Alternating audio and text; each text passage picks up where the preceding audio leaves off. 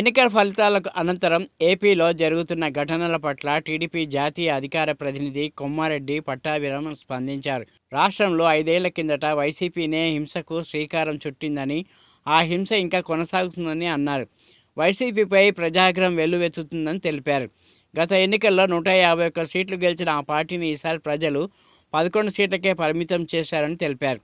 వారికి కనీసం ప్రతిపక్ష హోదా కూడా రాలేదని పట్టాభి పేర్కొన్నారు. నిన్న కర్నూలు జిల్లాలో ఓ టీడీపీ కార్యకర్తను అందరూ చూస్తుండగానే దారుణంగా హత్య చేశారని వెల్లడించారు.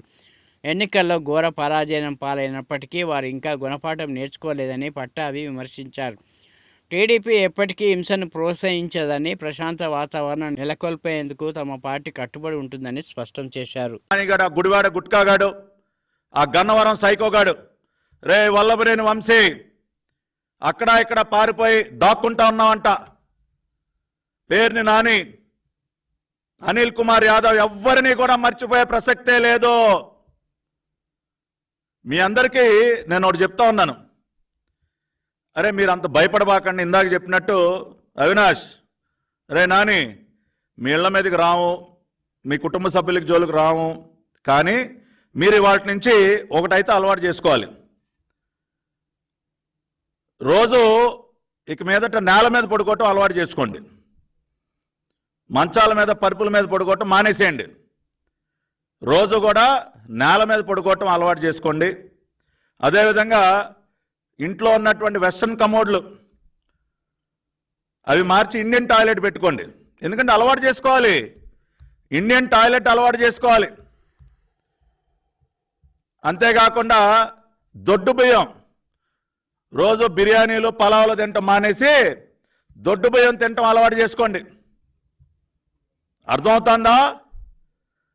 అంతేకాకుండా రోజు నాన్ వెజిటేరియన్ కూడా మానేయాలరా మీరు అందరూ కూడా.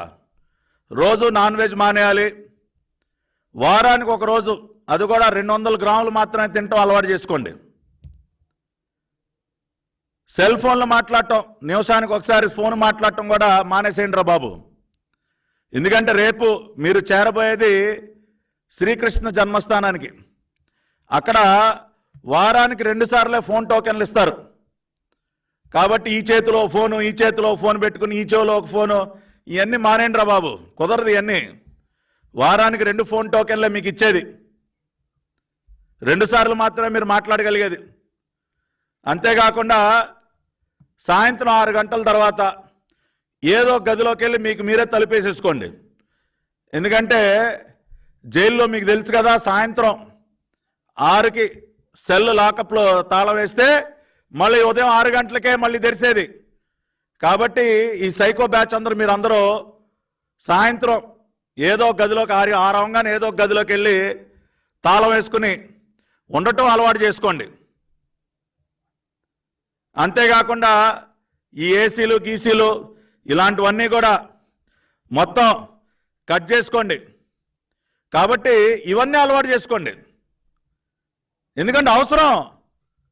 అరే అవినాష్, ఇవన్నీ అవసరం నాన్న. నీలాగా ఇళ్ల మీద పడి నా ఇంటి మీదకి వచ్చావు, నా ఇల్లు మొత్తం ధ్వంసం చేశావు, నా బిడ్డని, నా 8 సంవత్సరాల బిడ్డని భయపెట్టావు రే నువ్వు. కానీ నీలాగా అటువంటి సైకో పనులు నేను చేయను. నీలాగా అటువంటి సైకో లక్షణాలు నాకు లేవు.